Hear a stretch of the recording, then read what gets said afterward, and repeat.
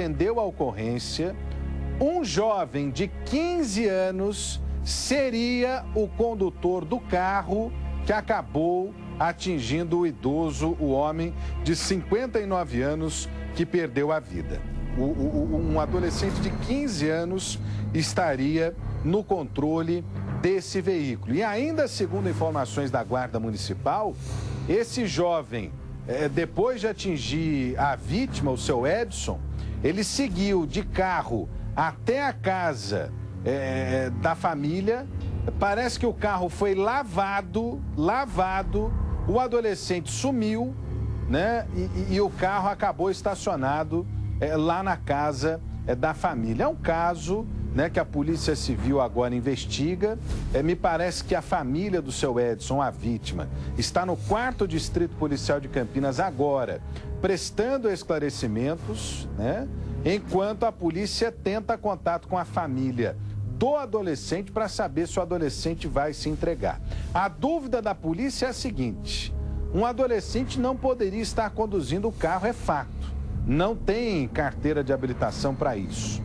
Seria o adolescente o verdadeiro condutor do carro? Primeira pergunta. Segunda pergunta: por que a família não apresentou esse adolescente até agora?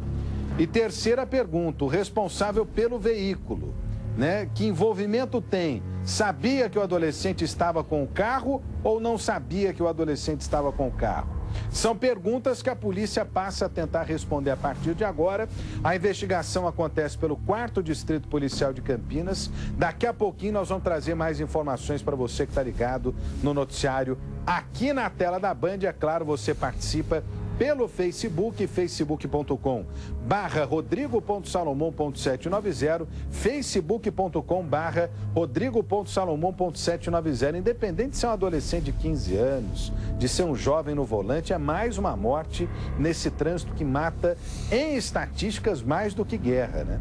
O trânsito brasileiro mata mais do que guerra. Temos mais uma vítima do trânsito violento, dessa vez o seu Edson, aos 59 anos, perdendo a sua vida na Arautos da Paz. Agora, se de fato o adolescente tiver comprovada a participação por meio do inquérito policial, e eu coloco aqui em tese, porque o caso ainda está sendo construído, nós estamos trabalhando ainda com o primeiro registro da Guarda Municipal, se de fato o adolescente estiver envolvido, é algo mais grave ainda, e que diz respeito à impunidade, diz respeito àquilo que a gente discute todos os dias aqui, né, envolvendo menores, envolvendo gente, né, que tem idade para fazer um monte de coisa, mas não tem idade para ser punida. Tem idade para fazer um monte de coisa, mas não tem idade para ser punida. Ah, faça-me o favor, hein? Faça-me o favor. Você pode comentar comigo no Facebook, facebook.com/rodrigo.salomão.790. E assim que a gente tiver condições, Felipe Pereira, Ney, pessoal aí em cima, nós vamos mostrar aqui a participação dos nossos telespectadores no Facebook. Antes, deixa eu ver imagens do céu de Campinas nessa segunda-feira. É uma segunda-feira de outono, parece que o céu estava bem claro agora há pouco e continua assim, né? Continua assim. Não tem nuvens escuras não, não tem chuva. Céu claro neste momento com o sol brilhando na cidade de Campinas, 32 graus de temperatura. A umidade relativa do ar já despencou, está em 30%, né? Indicando aí a ausência de chuva, o tempo seco, que é característica do outono. E olha, a falta de chuva que se estabelece desde o nosso verão, o mais seco dos últimos anos, ainda provoca problemas nos reservatórios. O Brasil, gente, não esquece, não. Nós estamos acompanhando aqui constantemente a condição dos reservatórios na nossa região. Tem alerta no sistema Cantareira, porque, mais uma vez, os reservatórios continuam em baixa. Mais uma vez, tem índice em baixa. Ô, Felipe Pereira, você está ao vivo comigo, é isso? Você está ao vivo? Ô, Felipe Pereira, boa tarde para você.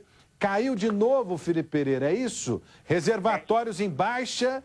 E, ó, eu vou falar um negócio para você, viu, Felipe? Falo aqui do fundo do meu coração. Não gostaria de sofrer com o que eu vou falar agora. Mas será que já não está na hora de racionar água, não, gente? Porque as autoridades já estão falando da necessidade de racionamento de água. Só que parece que o que eu estou entendendo aí, politicamente, né, os administradores não estão querendo assumir essa responsabilidade agora, o problema é que vai faltar água no inverno quando não chove mesmo. Quando a gente sabe que não vem água mesmo. Vai ser difícil recompor os reservatórios, difícil demais recompor os reservatórios. E parece que essa medida para racionar água está vindo muito tarde, hein, Felipe Pereira? Boa tarde. Pois é, Rodrigo, boa tarde a você. Quem acompanha o Brasil Urgente para Campinas região, a situação realmente é de perigo já. O sistema Cantareira, que abastece 8.800.000 pessoas aqui no estado de São Paulo, está com apenas 13% da capacidade. É o menor índice em toda a história do Rio. Não dá para imaginar que sejam apenas 13% de água para um sistema que abastece aí praticamente a cidade de São Paulo e algumas cidades, inclusive aqui da região de Campinas. Fora isso, a vazão do Rio Atibaia está 60% menor do que a prevista para esse período. Outras represas já estão praticamente secas. Em algumas cidades o racionamento já acontece, como por exemplo em Valinhos, que foi ampliado inclusive o racionamento lá naquela região. E o alerta, Rodrigo, é o seguinte: o Cantareira pode secar totalmente em julho.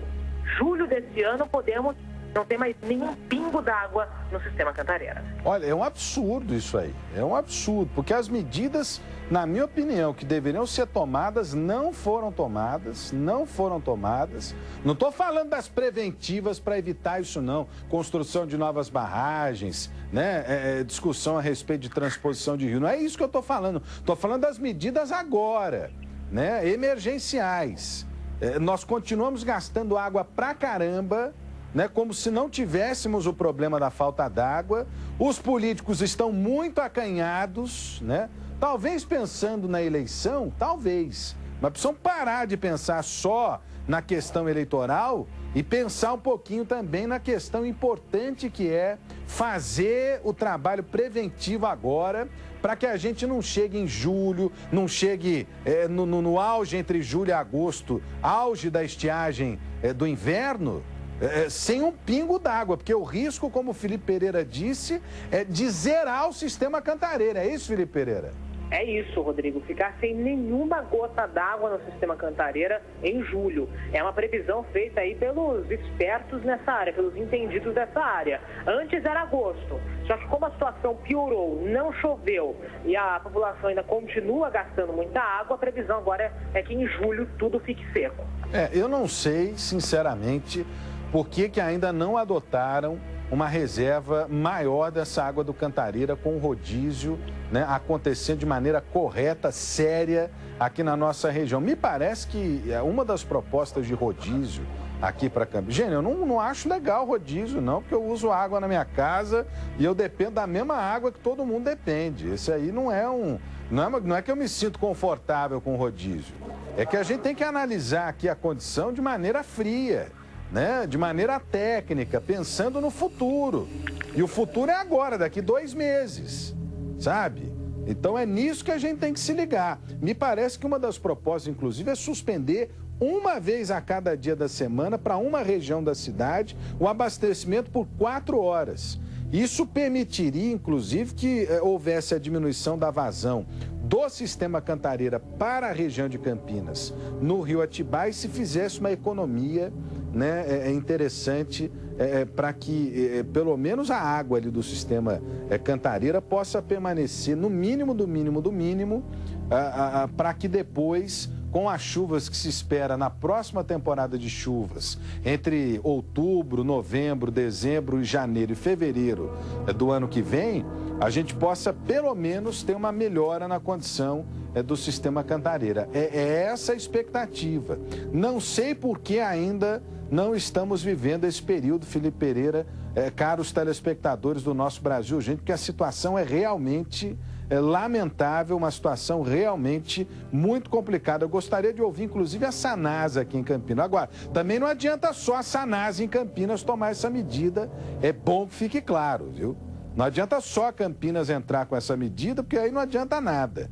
Teria que ser aí uma discussão conjunta entre os municípios que integram o PCJ, né, e medida adotada em conjunto entre os municípios, entre as instituições responsáveis pela distribuição de água.